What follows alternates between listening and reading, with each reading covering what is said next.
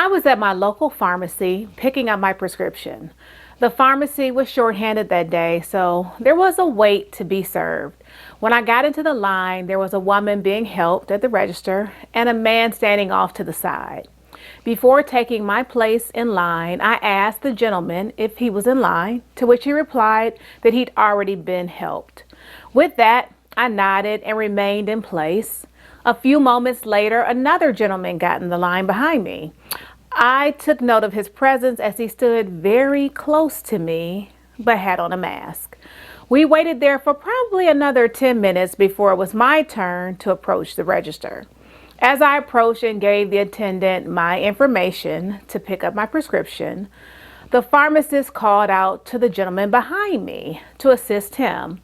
As he stepped up to the pharmacist's window, he turned to me and said, "Hello, Jennifer." I said, "Hello. I don't know who you are with your mask on." As he pulled down his mask, he replied, "You won't know me without my mask either." My name is Jennifer Mitchell Early. I help individuals and teams achieve organizational and personal success by providing customized training, resources, tips, and tools to help you pursue purpose and accomplish your goals.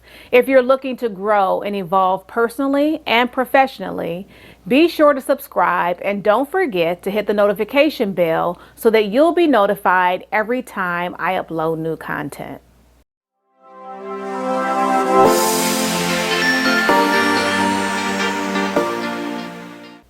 So in my mind, I'm thinking, if I don't know you, why are you speaking to me as if I should?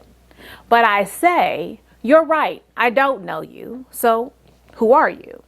He tells me his name, and the exchange instantly makes sense. He's right. I ordinarily wouldn't know him from Adam, even though he lives on my street and we may have had an interaction or two throughout the years. But due to extraordinary circumstances where he conspired against me politically, and it was a matter of public record that I had in my possession, I knew exactly who he was, but by name only. And without getting into the details of the situation, suffice it to say, in that instance, I had a choice. I could smile and nod and act like nothing had ever happened and all was good. Never let him see you sweat. Or I could address the elephant in the room, since he went out of his way to call attention to himself, address me, and go so far as to make me know who he was. Well, if you've been following this channel for any amount of time, I'm pretty sure that you can successfully guess the decision that I made in that moment. Sometimes you may face a dilemma between deciding to remain silent or speak your piece. For example, imagine that you are a new employee at a company and your boss has assigned you a task that you believe is beyond your skill level. You are afraid that if you speak up, your boss might think you're incompetent and it might affect your job security.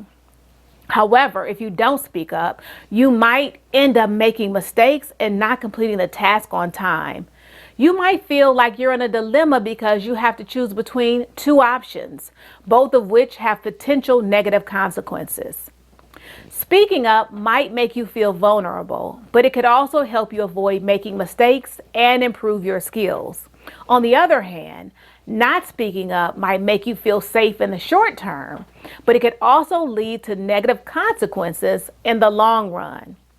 Speaking up for yourself or remaining silent, both options has its pros and cons, and the choice depends on the situation and your goals. If you remain silent, you may avoid conflict and preserve your relationships, but you may also feel frustrated and resentful. If you speak up for yourself and speak your piece, you may express yourself and stand up for your rights, but you may also risk hurting others and damaging your reputation. There's definitely a balance between being assertive and being rude, and being assertive versus being perceived as being rude or aggressive. We'll talk about that later on. For now, let's focus on what it means to speak up for yourself. Speaking up for yourself is the ability to publicly communicate your needs and rights firmly, honestly, and unapologetically. Speaking up for yourself means expressing your thoughts, feelings, opinions, and needs in an honest and respectful way. It means standing up for your rights and values without violating those of others. Speaking up for yourself can help you build confidence, improve relationships, and achieve your goals. However, speaking up for yourself can also be challenging, especially if you're afraid of conflict, rejection, or criticism. It can also be intimidating, especially if you're not used to expressing your opinions or needs. On the other hand, staying silent and not dignifying the situation with a response may seem to be the higher, mature, and wiser course of action. But the Inc.com article, 5 Reasons You Should Speak Up, Even When You Think You Shouldn't, by Kevin Dahm, Inc. 500 entrepreneur and best-selling author, notes that staying silent is as much an active form of communication as talking. Anytime you're involved in a situation, people are aware of all the input and lack thereof.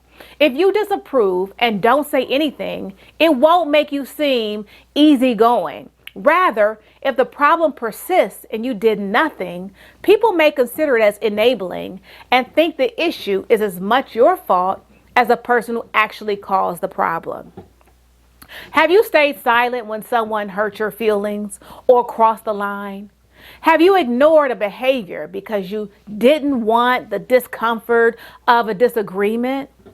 Or have you tried to convince yourself that you weren't angry and that you didn't care? How many times have you replayed conversations in your head thinking about everything that you should have said but didn't? Let me know in the comments below. According to the Psych Central article, Do You Regularly Stay Silent to Avoid Conflict? By Margarita Tartakovsky, it's easier to nod and say yes, to pretend you're perfectly fine, to change or bury your own feelings instead of talking honestly and vulnerably with another person. She asserts that it's easier to swallow our sadness and frustration and to lie and say we're doing great right now than to deal with the discomfort of staring someone in the face and telling them something they potentially don't want to hear, or at least that's what we assume. Because it allows us to avoid the awkwardness that we might be feeling or avoid the anxiety that might inevitably arise when we speak up. But over time, we end up doing ourselves a disservice. When we try to avoid conflict, what we really do is suffer needlessly. We silence ourselves. It's like we sever our own vocal cords. We take away our own power and we erode our sense of self-worth, becoming engaged in a cycle of rationalizing behavior that takes us further away from our values and ultimately away from the person that we want to be. Confronting someone about an issue is hard, especially if you've learned to avoid conflict and stew silently instead, or if you've learned that conflict is akin to aggression or violence. Therefore, it's important to learn how to speak up for yourself effectively and assertively. Speaking up is really a conversation regarding boundaries. When you feel that you need to speak up, you instinctively feel that a boundary or value that you hold has been violated in some way. However, the desire to reinforce the boundary comes into conflict with another value, the desire to be accepted. Speaking up for yourself is a skill that can be developed over time that can help you achieve your goals and protect your rights. You might be saying, okay, but how can I develop the skill to speak up for myself? To speak up for yourself effectively and respectfully, know what you want and why. Before you speak up, make sure you have a clear idea of what you're asking for and why it matters to you. This will help you communicate your message with confidence and clarity. Choose the right time and place. Speaking up for yourself is more likely to be successful if you do it in a calm and respectful manner, at a time and place that is appropriate for the situation. Avoid speaking up when you or the other person are angry, stressed, or distracted. Use I statements. When speaking up for yourself, use I statements to express your feelings, needs, and preferences without blaming or accusing the other person. For example, instead of saying, "You never listen to me," say, I feel frustrated when I don't feel heard. Be assertive, not aggressive. Assertiveness is the ability to express yourself in a confident and respectful way without violating the rights of others. Aggressiveness is the opposite. It's expressing yourself in a hostile and disrespectful way, violating the rights of others. Assertiveness can help you speak up for yourself effectively, while aggressiveness can damage your relationships and reputation. Listen and acknowledge. Speaking up for yourself also involves listening to the other person's perspective and acknowledging their feelings and needs. This can help you understand their point of view and find common ground. It can also show them that you respect them and value their input. Practice.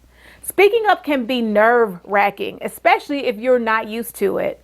Practice what you want to say ahead of time so that you feel more confident when the time comes.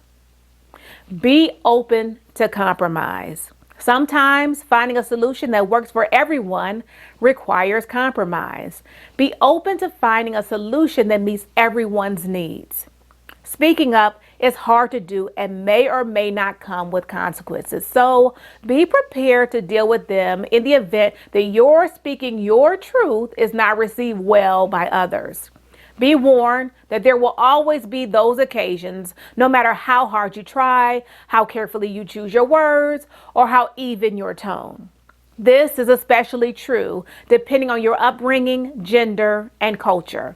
Some cultures and genders are perceived as being aggressive when they assert themselves because they are challenging the dominant norms and expectations of the society they live in.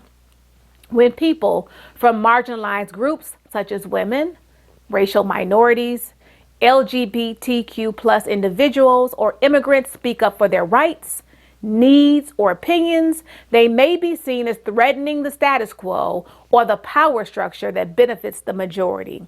This can trigger a negative reaction from those who feel insecure or defensive about their own position or privilege. Alternatively, some cultures and genders may have different communication styles or preferences that are not well understood or respected by others. And that's not a maybe, that is a definite. For example, some cultures may value directness, honesty, or assertiveness, while others may prefer indirectness, politeness, or deference. These differences can lead to misunderstandings or conflicts if one side interprets the other's behavior as rude, hostile, or disrespectful. Speaking up for yourself is important because it helps to maintain a healthy sense of self-worth and reinforce boundaries. The uncomfortable feeling that you associate with needing to say something, even if you're afraid to say it, is called cognitive dissonance. Cognitive dissonance is the psychological term for the mental distress that arises when you're trying to balance two conflicting thoughts, feelings, or values. When you feel that you need to speak up, you instinctively feel that a boundary or value that you hold has been violated in some way. However, the desire to reinforce the boundary comes into conflict with another value, the desire to be accepted. This can be especially strong in close relationships, at work, where the stakes are high. Therefore, before you decide to speak or not to speak, you should consider the following factors: the importance of the issue, the potential consequences of your words, the timing and tone of your communication, and the receptiveness of your audience. By weighing these factors carefully, you can make a wise decision that aligns with your values and respects others. And while you weigh these factors, remember that your truth, personhood, values, ethics, and morals are equally as important, valued, and worthy of respect. If you spend a lifetime holding your tongue, pretending that you are unbothered, or swallowing your truth, it can feel really awkward and messy when you start to speak up for yourself. By speaking up, you signal that you matter, which is always worthwhile. If you found this video worthwhile or valuable, please hit the like button and share it with someone who may benefit from it. And don't forget to subscribe and hit the notification bell so that you'll be notified every time I upload new content.